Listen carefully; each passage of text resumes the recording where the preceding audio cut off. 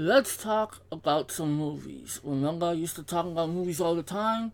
Yeah, let's take a trip down memory lane and talk about movies, especially movies that I should have talked to you about a couple of months ago. Yeah.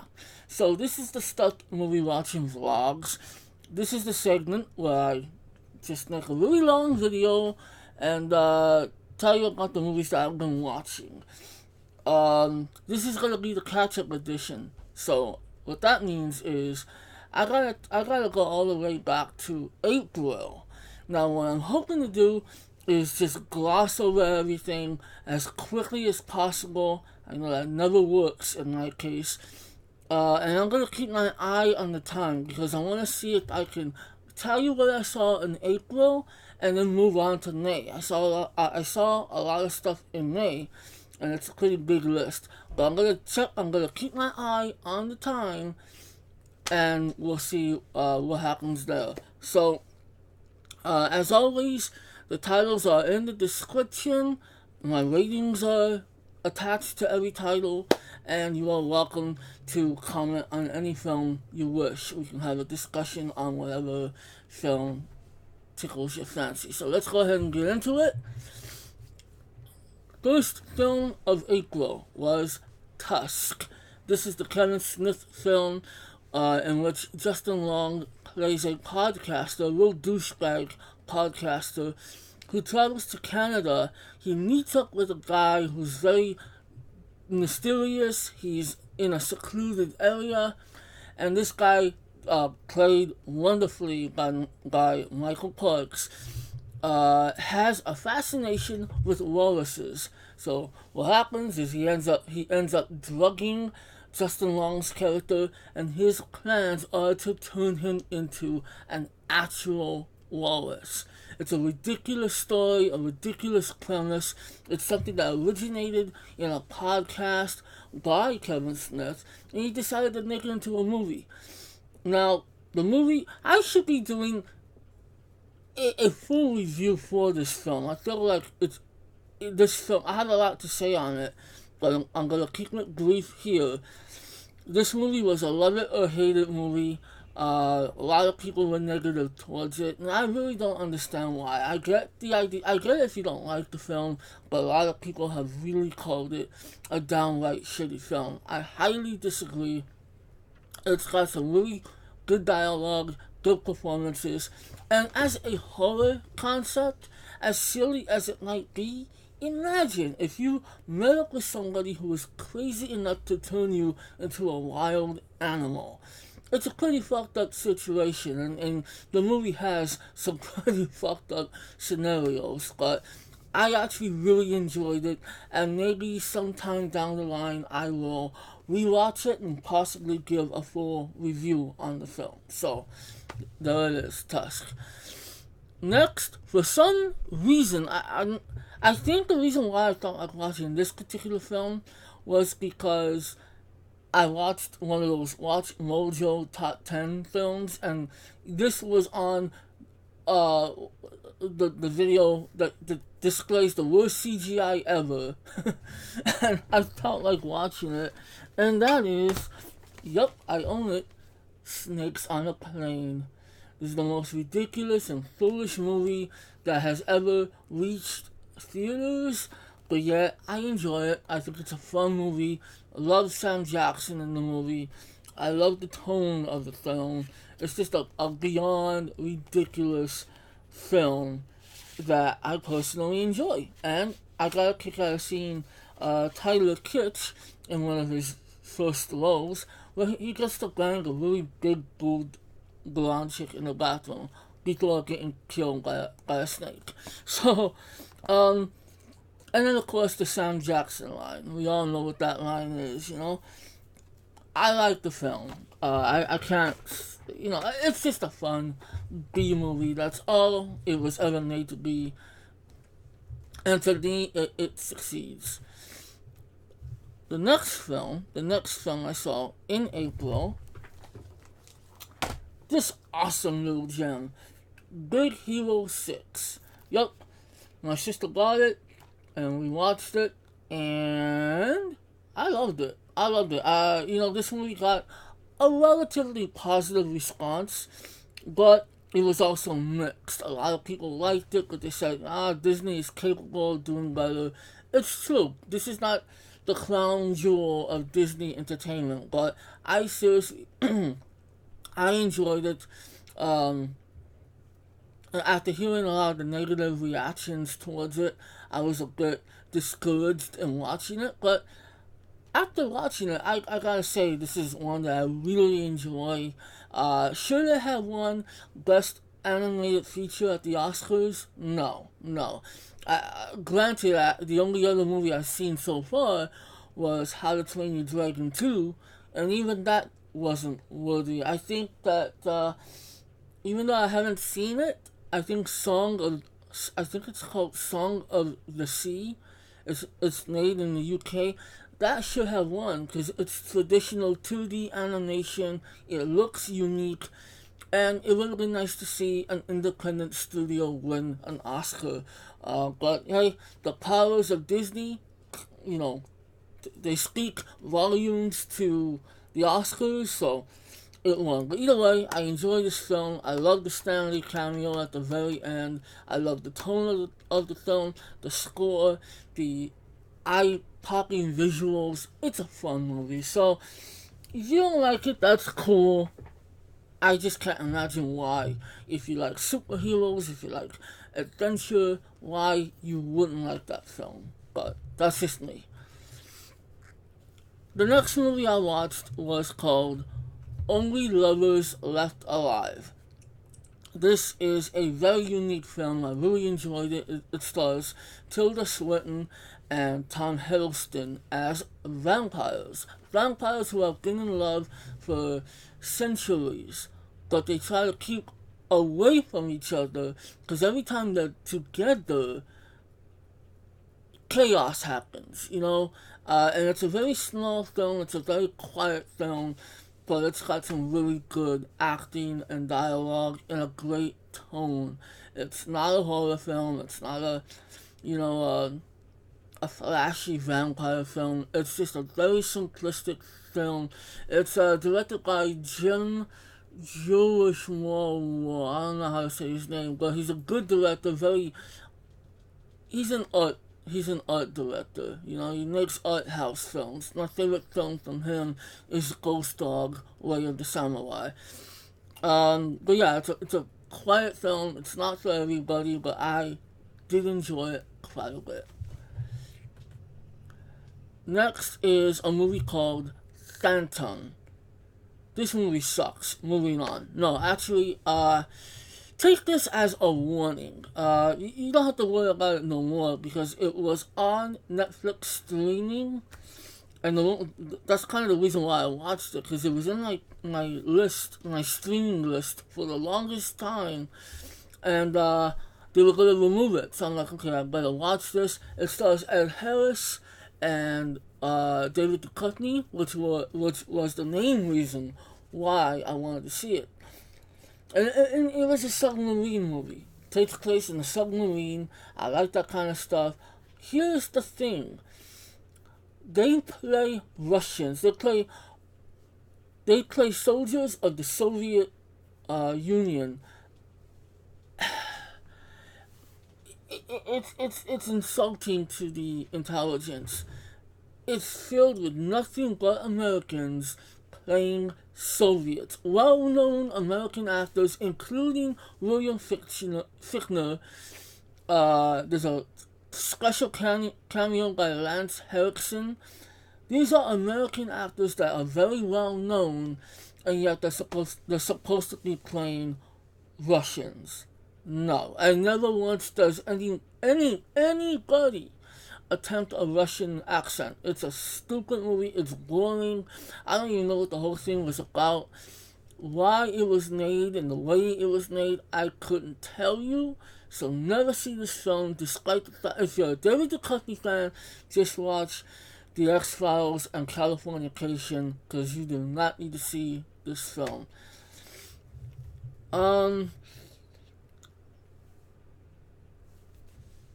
Okay, so then I didn't watch a lot of stuff in April. I watched a lot of TV stuff, but next, I felt like watching it. You know, this movie. If you're on Facebook and there's a bunch of debates happening, okay, if you're on Facebook and you're part of those film groups, this movie will pop up at least 5 times a week, and that is Man of Steel. Out of all the discussions that happened, I just felt like watching it. Because it doesn't matter how many times somebody badmouths this movie. Because I love it. I love it so dearly. Is it flawed? Absolutely. But I look past those flaws and I really see a really well made, incredible film. It's a beautiful addition too. If I had time, I would show you what it looks like. But Man of Steel, I'm not gonna go into it. I'm just gonna say, badmouthed it, piss on it, whatever you wanna do. I love it. So, okay. And that same day, at night, in fact, I was looking forward to seeing it. Netflix got a hold of it in the streaming catalog, streaming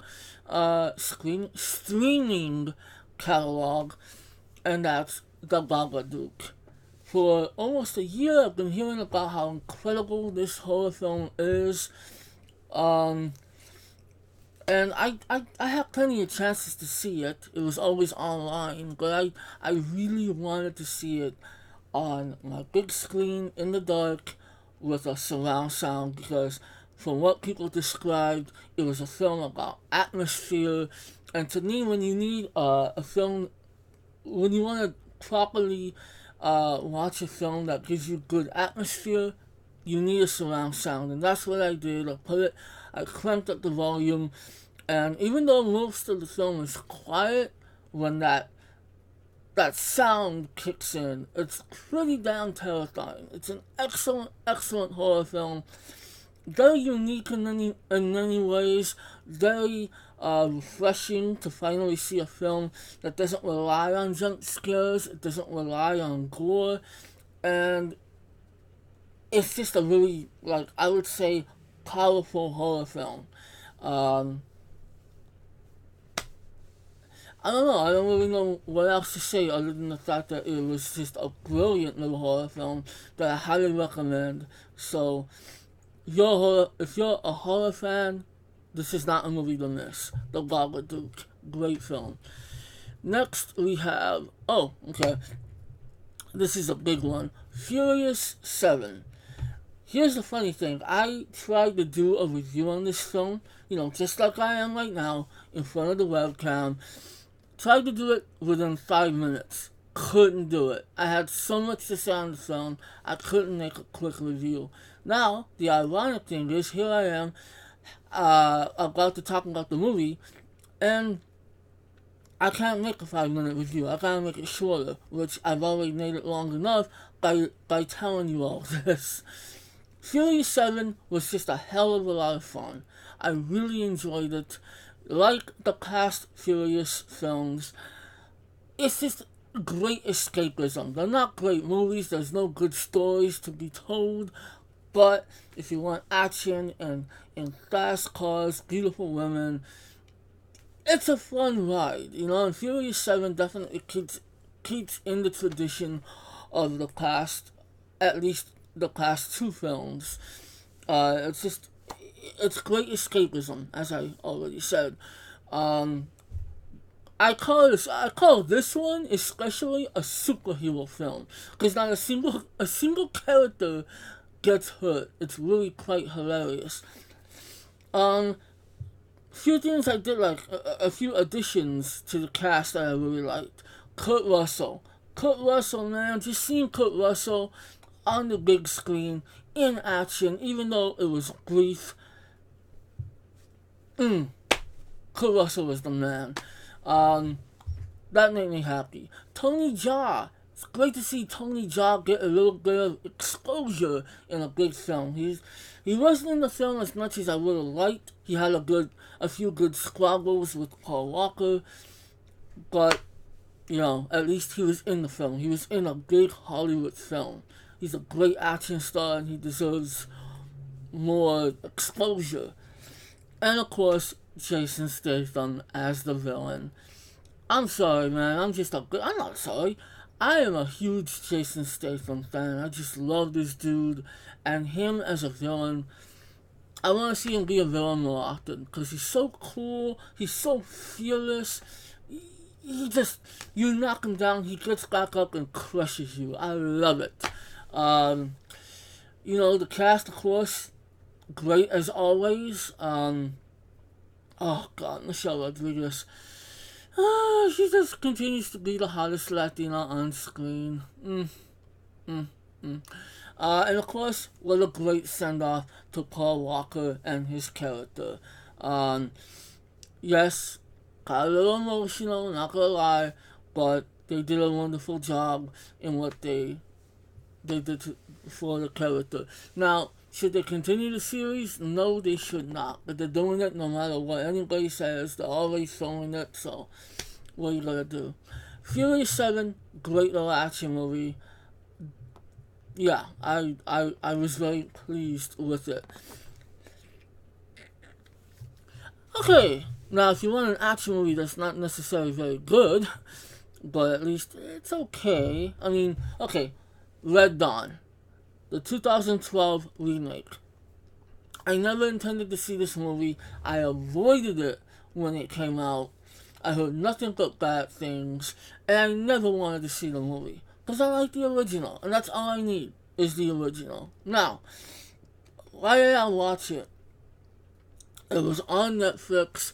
It was about to be yanked off of Netflix. So I figured, you know what, I kind of want to watch it. Especially when I found out that Adriana Palicki is in it.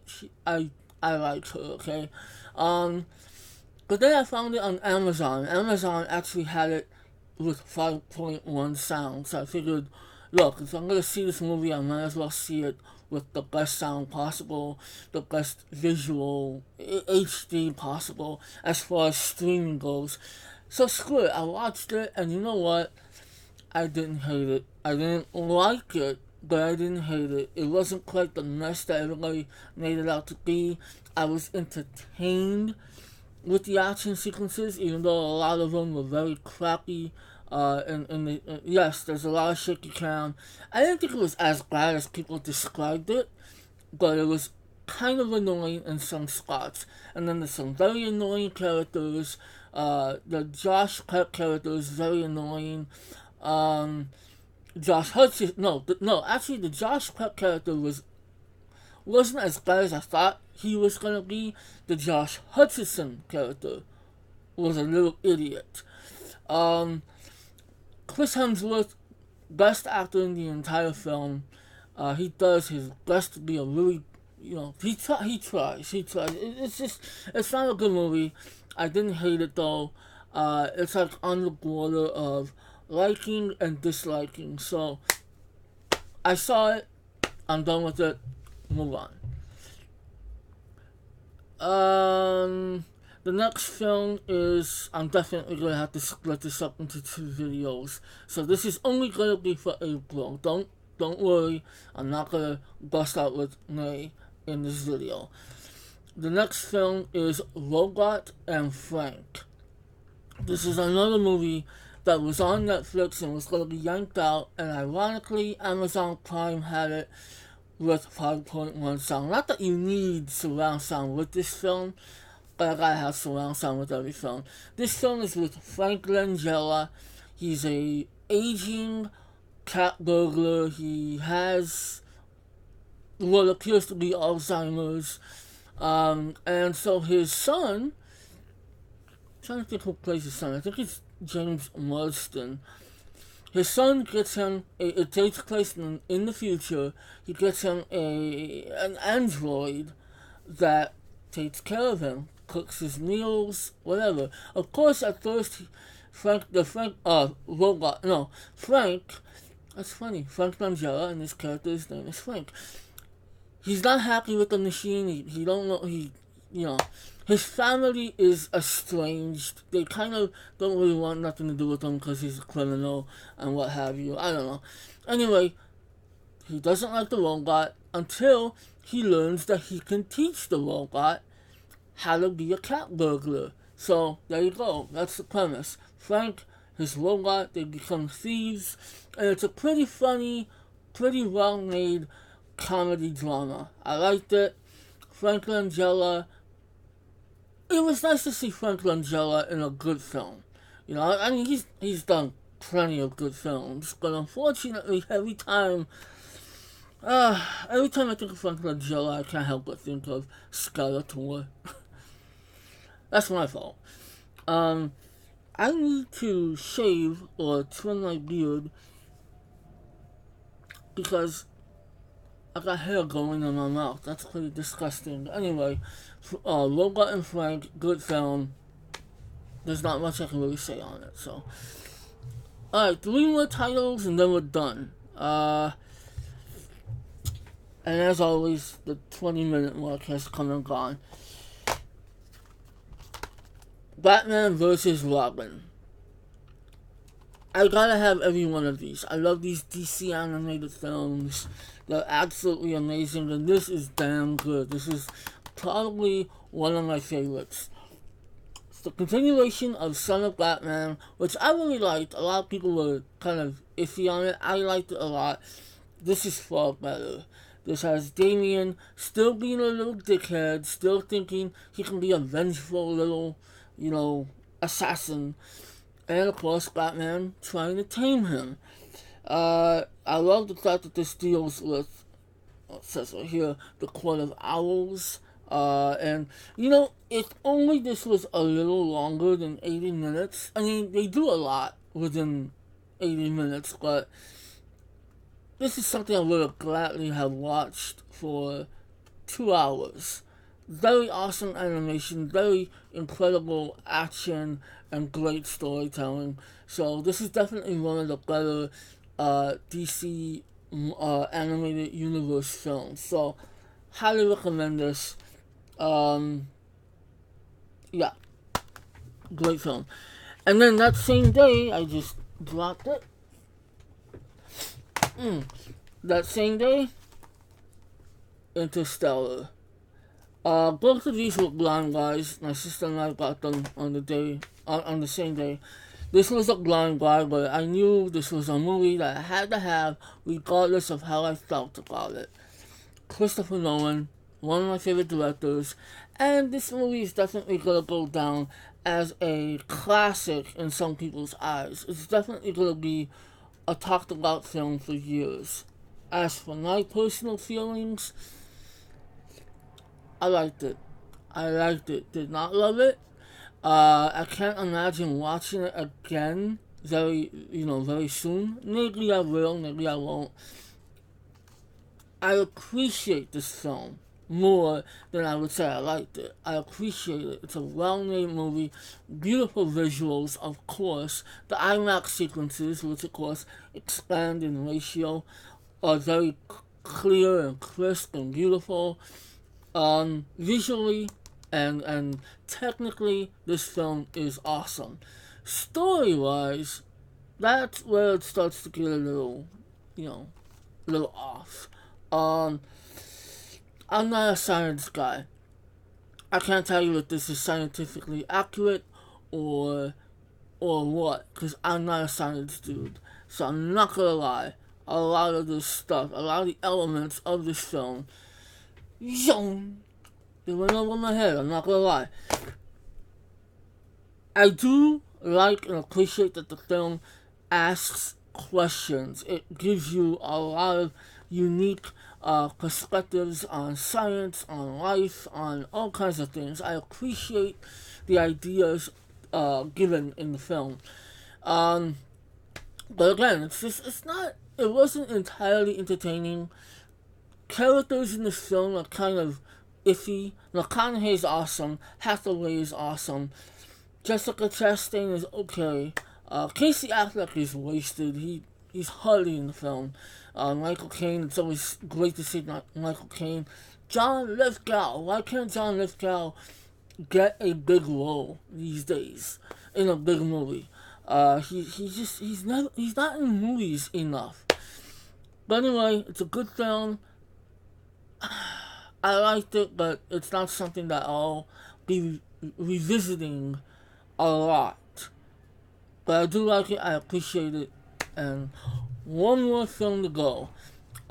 This is yet another DC animated film. I don't have it. I need to find it. But it was I watched it online. I think it was on Xbox Live. It was a free movie weekend, and this is what they had, and I had never seen it. It is I can't remember if it's Superman, but okay, Superman, Batman, Public Enemies. This deals with Lex Luthor becoming president of the United States, which is a scary thought, and Superman and Batman are declared public enemies. Um, awesome little movie. It's just fun. It's more action than storytelling, more style over substance, I guess. But either way, it was incredibly entertaining. I'm sorry that I missed it. I should have seen it a long time ago. But again, really enjoyed it. Not much I can really say on it though, because again, it's just a bunch of fighting. So, still, it was fun. And we'll leave it at that. So I am going to cut this video. Jesus Christ. Why can't I do this quickly? I swear. Well, I'm gonna cut the video now because I'm gonna go ahead and make the May video. So if you've seen this video, thank you for watching it all the way through. And when you find time, keep an eye out for the May video. And then of course I'll eventually make the June, and I will get this segment back on track. Because I like it. I like talking about the films that I've seen. So anyway, thank you for watching, thank you for listening. And be sure to leave me some comments on the films that you have been watching. Yeah, and that's it. I'm gonna go. Peace. Watch I can't even say cha. Maybe I should take a nap instead of doing videos. No, I'm not gonna take a nap. I don't do that. Peace out. Watch cha.